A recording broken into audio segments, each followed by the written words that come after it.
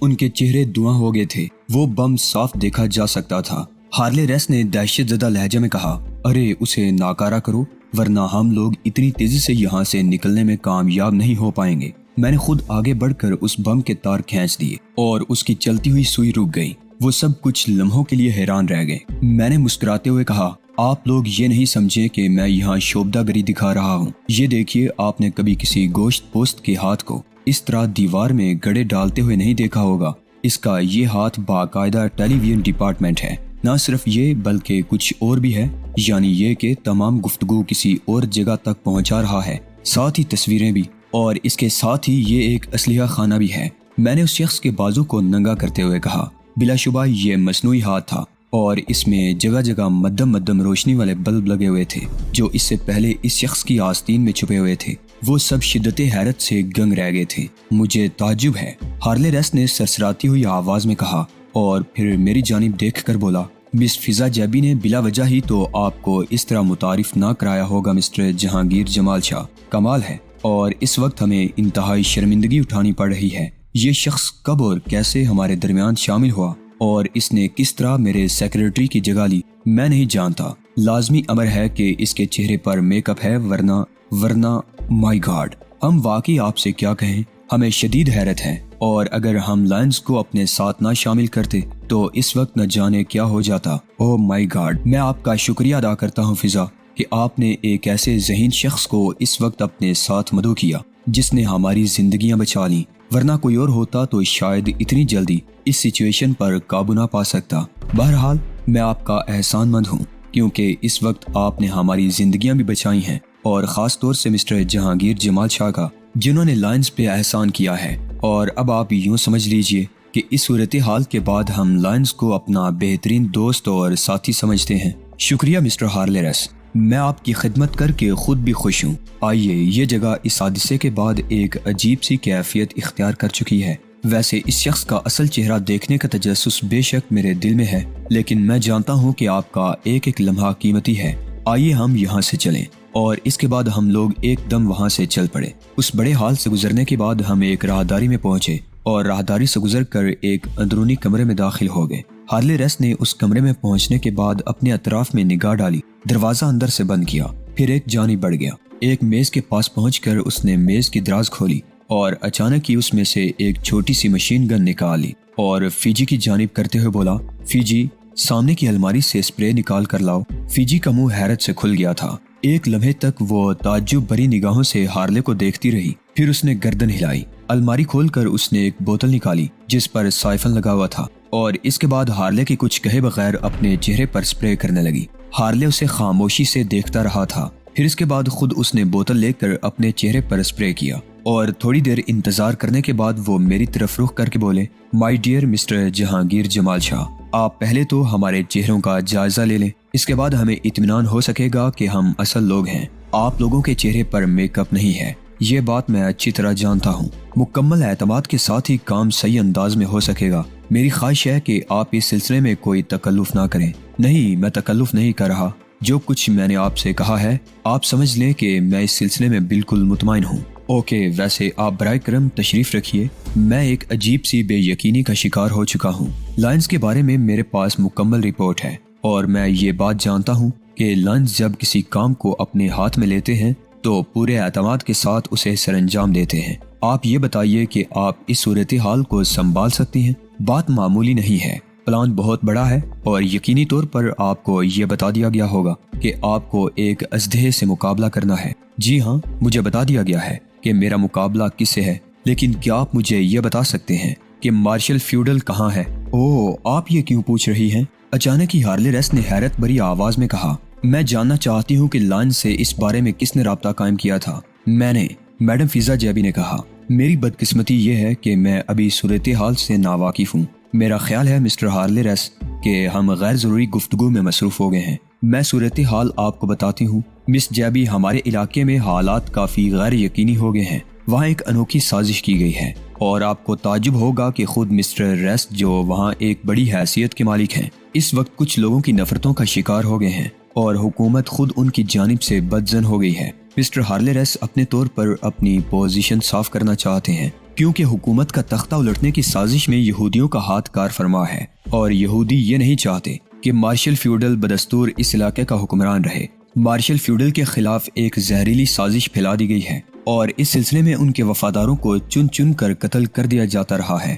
ہم اپنے کئی محبت کرنے والے ذہین افراد سے ہاتھ دھو بیٹھے ہیں اور ہمارے مد مقابل ہمارے خلاف اپنی کوششوں میں تیزی سے کامیاب ہوتے جا رہے ہیں۔ چونکہ اس وقت ہم اپنے کسی دوست ملک پر مکمل بھروسہ نہیں کر سکتے، اس لیے لائنز سے رابطہ قائم کیا گیا ہے اور ہم آپ پر مکمل بھروسہ کر کے یہ کام کر رہے ہیں۔ خیر، یہ سب کچھ ہوتا ہے اور اس کے لیے آپ اتنا اثر نہ لیں۔ جب آپ نے لائنز کو اس کام میں شریک کیا ہے تو ہم لوگوں کو بھی اپنی کچھ ذمہ داریاں قبول کرنی ہوں گی۔ آپ یوں سمجھ لیجئے یہ نمونہ ہے جو ہم نے آپ کو دکھایا۔ اس کے بعد صورتحال جو کچھ بھی ہو، آپ کو اس پر مکمل اعتبار کرنا پڑے گا۔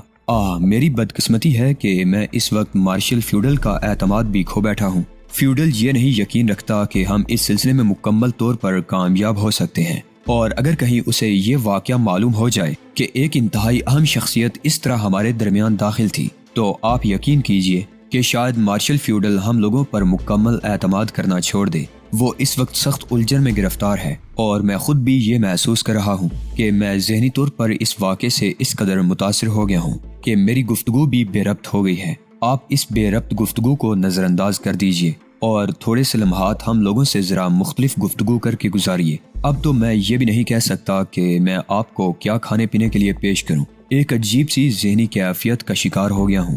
فضا جابی خاموشی سے ایک صوفے پر بیٹھ کر پرخیال انداز میں رخسار کھجانے لگی۔ میں خود بھی حیران تھا۔ اصل میں فضا نے یہ سب کچھ جو شروع کیا تھا مجھے تفصیل بتائے بغیر شروع کر دیا تھا۔ پتہ نہیں وہ میرا امتحان لے رہی تھی یا پھر خود بھی کسی ایسی ہی کیفیت کا شکار تھی کہ مجموعی طور پر کچھ نہیں کہہ سکتی تھی۔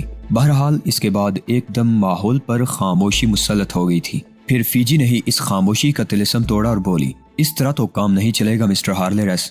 جو ہو چکا ہے بے شک بہت برا ہوا ہے اور اسے ہماری بڑی بے عزتی ہوئی ہے، لیکن مس فضا جابی بھی جانتی ہیں اور مسٹر جہانگیر جمال شاہ بھی کہ ہم مصیبت کے مارے ہوئے ہیں اور ان کے پاس اپنی مشکل کا حل دریافت کرنے آئے ہیں، اور انہوں نے اپنی اعلیٰ کوالٹی کا اظہار اس واقعے کی شکل میں کر دیا ہے۔ چنانچہ ان کی پوزیشن تو انتہائی مستحکم ہے، لیکن ہم ابھی اپنے آپ کو مکمل ثابت کرنے میں ناکام رہے ہیں۔ نہیں، ایسی کوئی بات نہیں ہے۔ آپ اپنے حواس درست کر کے ہمیں صورتحال سے آگاہ کریں اور اس وقت یہ سمجھ لیں کہ ہمیں آپ پر مکمل اعتماد ہے اور ہم آپ کے دوست ہیں۔ فضا جابی کے ان الفاظ پر ہارلے ریس نے آنکھیں بند کر کے زور سے گردن جھٹکی اور پھر بولا، ان الفاظ کے لیے میں دلی طور پر آپ کا شکر گزار ہوں مس جابی۔ نہیں، ایسی کوئی بات نہیں ہے، فضا جابی نے خوش اخلاقی سے کہا۔ کچھ لوگ، اچانک فیجی نے کہا، لیکن پھر جملہ ادھورا چھوڑ کر خاموش ہو گئی۔ آپ نے جملہ پورا نہیں کیا مس فیجی۔ میں کیا کہنا چاہتی ہوں، کاش کوئی ایسا ذریعہ ہوتا کہ انسان منہ سے کچھ نہ کہتا اور اس کے جذبات اس شخص کی سمجھ میں آ جاتے جس کے بارے میں وہ کچھ کہنا چاہتا ہے، کیونکہ معاملہ دو خواتین کا ہے اور خواتین کسی ایک مسئلے پر متفق ہو جائیں تو یہ شاید دنیا کی حیران کن بات ہے۔ شاید، لیکن یہ معاملہ دلی جذبات کے انحصار کا ہے جسے میں سمجھ گیا ہوں۔ چلیے ٹھیک ہے، بہتر ہے، کام کی باتیں کریں۔ ایک بات کا اندازہ صاف طور سے ہو رہا تھا کہ ہارلے ریس اس پیش آنے والے واقعے سے بری طرح نروس ہو گیا تھا، جبکہ اس کی نسبت فیجی اپنے اعصاب پر قابو پائے ہوئے تھی۔ ویسے بھی یہ اندازہ ہو رہا تھا کہ یہ عورت خاصی مضبوط اعصابی حیثیت کی مالک ہے۔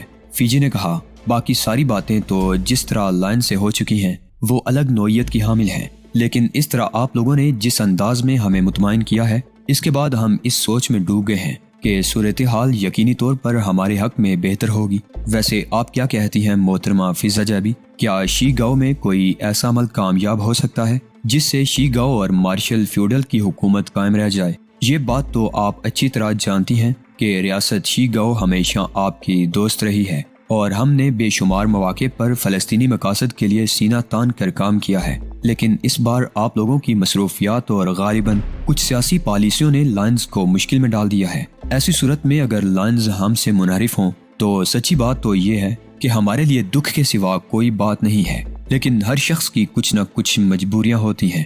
آپ اس سلسلے میں کیا کہتی ہیں؟ کیا آپ ہمارے مقاصد کے لیے کام کرنے پر تیار ہیں؟ ٹھیک ہے۔ پھر اس کے بعد وہاں رکنے کا کوئی جواز باقی نہیں رہا تھا اور ہم وہاں سے باہر نکل آئے۔ تھوڑی دیر کے بعد ہم اپنی رہائش گاہ پہنچ گئے۔ کوئی ایسی بات نہیں ہو سکی تھی جو قابل ذکر ہو۔ البتہ اس دوران ہم نے کوئی گفتگو بھی نہیں کی تھی۔ پھر فلیٹ میں داخل ہونے کے بعد فضا نے مسکراتے ہوئے کہا، سمجھدار لوگوں کا کہنا ہے کہ اگر کسی اہم مسئلے پر غور کرنا ہو تو اس کے لیے کافی بہترین چیز ہوتی ہے۔ میرے ہونٹوں پر مسکراہٹ پھیل گئی۔ میں نے کہا، ہاں، زیادہ سمجھدار لوگ کچھ اور غلاظتیں استعمال کرتے ہیں، تھوڑے سمجھدار لوگوں کے لیے کافی ہی کافی ہوتی ہے، میں کہہ کر آتی ہوں۔ فضا چند لمحوں کے لیے باہر نکل گئی اور میں نے حالات پر غور کرنے لگا۔ در حقیقت مستقبل کے سنہرے خواب ایک بار پھر میری آنکھوں میں رقصاں ہو گئے تھے۔ میں زندگی کو بہت پیچھے چھوڑ آیا تھا۔ موت کی سیاہی میرے سارے وجود پر پھر چکی تھی اور صحیح معنوں میں میں ایک کٹی ہوئی پتنگ کی مانی تھا، جس کے بارے میں یہ خیال تو کبھی بھی نہیں آیا تھا کہ کسی کے ہاتھ لگ جائے گی۔ ہاں، بس اتنا جانتا تھا کہ تیز ہواؤں کے تھپیڑے کسی بھی وقت اسے چیر پھاڑ کر رکھ دیں گے، اور مجھے اس موت سے کوئی خوف کا احساس نہیں تھا۔ لیکن انسان اگر اپنے آپ کو فولاد میں بھی ڈال لے تو یہ نہیں کہہ سکتا کہ فولاد بن گیا ہے۔ جو نازک احساسات دے کر اسے دنیا میں بھیجا گیا ہے، وہ نازک احساسات شاید اس کی تشکیل کا باعث بنتے ہیں، ورنہ اس کی تشکیل بھی ممکن نہ ہو۔ کہاں سے میں نے زندگی کا آغاز کیا تھا، 4 بدقماش دوستوں کے ہمراہ، تمام تر برائیوں میں پھنسا ہوا جہانگیر جمال شاہ، جس نے نہ جانے کیا کیا برائیاں کی تھی اور نہ جانے کہاں سے کہاں پہنچ گیا تھا، اور پھر ایک جنون نے اسے برائیوں سے نیکیوں کی جانب منتقل کیا تھا۔ یہ بھی دنیا کی انوکھی بات ہی ہو سکتی ہے کہ کسی کا جنون اسے بدی سے نیکی کی جانب راغب کر دے۔ اس سلسلے میں فضا جیبی کا کردار در حقیقت سب سے اہم نوعیت کا حامل تھا، ورنہ فریدہ کی موت کے بعد بہت سے کردار میری زندگی میں آئے تھے، لیکن میں نے انہیں اہمیت نہیں دی تھی۔ کم از کم کوئی اس منزل تک نہیں پہنچا تھا، اور ساری صورتحال بعد میں نئی کیفیت اختیار کر گئی تھی۔ فضا جیبی تھوڑی دیر کے بعد واپس آ گئی۔ اس کے چہرے پر عجیب سے تاثرات تھے۔ میرے سامنے بیٹھ گئی۔ ویسے یہ حقیقت تھی کہ واپس آنے کے بعد جب میں نے فضا جیبی کو دیکھا تھا تو وہ ایک چلتی پھرتی لاش کی کیفیت میں نظر آتی تھی، لیکن کوئی بھی انسان اتنے مختصر سے وقت میں اپنے آپ کو اس قدر تبدیل کر سکتا ہے، یہ پہلی بار میں نے دیکھا تھا۔ یوں لگا تھا جیسے سوکھے اور مرجھائے پھول اچانک ہی راتوں رات جاگ اٹھے ہوں۔ وہ بے اختیار ہنس پڑی۔ ہاں، میں جانتی ہوں، مگر یہ بتاؤ تم مجھ سے ناراض تو نہیں ہو؟ جواب میں میرے ہونٹوں پر مسکراہٹ پھیل گئی۔ میں نے آہستہ سے کہا، شاید میں تم سے ناراض کبھی نہیں ہو سکتا، اس کے لیے اس انداز میں شکریہ بھی پیش نہیں کر سکتی جس میں پیش کرنا چاہتی ہوں۔ میں نے کوئی جواب نہیں دیا اور خاموشی سے اس کی صورت دیکھتا رہا۔ اپنے جملے میں کوئی ایسا جملہ نہیں استعمال کرنا چاہتا تھا جو اس کے لیے الجھن کا باعث بن جائے اور وہ صحیح فیصلہ نہ کر سکے۔ اور پھر بات یہ بھی تھی کہ میں خود بھی احتیاط رکھنا چاہتا تھا۔ زندگی میں اگر کسی کو کوئی خاص حیثیت بخشنا ہوتی ہے تو پھر اس کے مقام کو محسوس کر کے اس حیثیت کا خیال بھی رکھنا پڑتا ہے۔ فضا جیبی جس انداز میں میری زندگی میں داخل ہوئی تھی وہ ذرا مختلف تھا، اور میں اس سلسلے میں کوئی غلط قدم نہیں اٹھانا چاہتا تھا۔ اتنی دیر میں ملازمہ کافی کے ٹرے لیے اندر آ گئی۔ فضا نے میرے لیے کافی بنا کر پیش کی اور پھر بولی، اب میں تمہیں تمام حقیقت بتاتی ہوں۔ اصل میں یہ سارا کھیل تھوڑی سی جذباتی نوعیت کا حامل ہے۔ ریاست شی گاؤ اور مارشل فیوڈل، اصل میں شی گاؤ کے سلسلے میں یہ سمجھ لو کہ ایک عجیب و غریب کہانی ہے۔ ہماری مخالف حکومت نے شی گاؤ کو زبردست اسلحے سے لیس کیا اور وہاں اپنے اس طرح پنجے گاڑے کہ ایک طرح سے یوں سمجھ لو کہ ریاست شی گاؤ پر اس بڑی حکومت کا مکمل طور پر قبضہ ہو گیا۔ لیکن مارشل فیوڈل ذہنی طور پر اس حکومت کے اقدامات سے مطمئن نہیں تھا اور اپنے طور پر اس نے خفیہ طریقے سے یہ کارروائی شروع کر ڈالی تھی کہ اس حکومت کے تسلط سے نجات حاصل کرے۔ اور پھر ایک عجیب و غریب واقعہ پیش آیا۔ ہماری ایک تنظیم کو مختلف مشکلات میں گرفتار ہو کر شی گاؤ میں پناہ لینی پڑی۔ حالانکہ شی گاؤ پر جن لوگوں کا اختیار تھا وہ ہمارے تمام مقاصد کے خلاف تھے، لیکن مارشل فیوڈل نے ہمارے ساتھیوں کو نہ صرف پناہ دی بلکہ انہیں وہاں سے فرار ہونے میں بھی مدد دی اور وہ لوگ زندہ سلامت واپس آ گئے۔ اس طرح مارشل فیوڈل کا ہم پر ایک احسان قائم ہو گیا۔ پھر یہ ہوا کہ ہماری مخالف حکومت کو اس بارے میں علم ہو گیا اور اس نے مارشل فیوڈل سے اس سلسلے میں معلومات طلب کر لیں۔ مارشل فیوڈل نے اس بات سے مکمل طور پر انکار کر دیا کہ اس نے ایسا کوئی عمل کیا ہے، لیکن بعد میں ہماری مخالف حکومت کے نمائندوں نے اس سلسلے میں ساری کھوج لگا لی اور مارشل فیوڈل کو وارننگ دی گئی کہ وہ اپنا اقتدار ختم کر دے اور کچھ دوسرے لوگوں کو خود اقتدار سونپ دے۔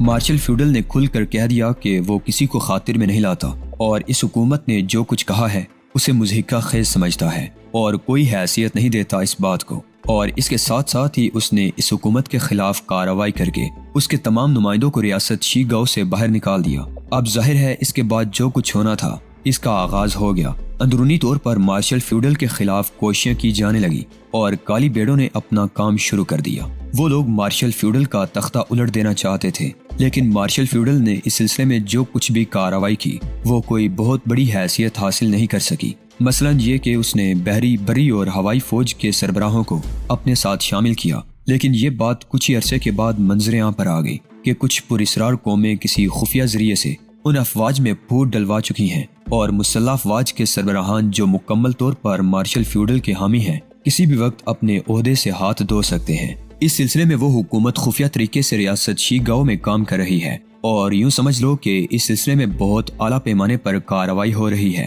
ہارلے ریس، فیجی اور اسی طرح خفیہ اداروں کے سربراہان مارشل فیوڈل کو برسر اقتدار رکھنا چاہتے ہیں، لیکن یہ بات وہ اچھی طرح جان چکے ہیں کہ ان کے خلاف ہونے والی کارروائی معمولی نوعیت کی حامل نہیں ہے، اور اسے کنٹرول کرنا اس قدر آسان نہیں ہوگا۔ چنانچہ مارشل فیوڈل نے ہمارے ایک پورشن یعنی لائن سے رابطہ قائم کیا۔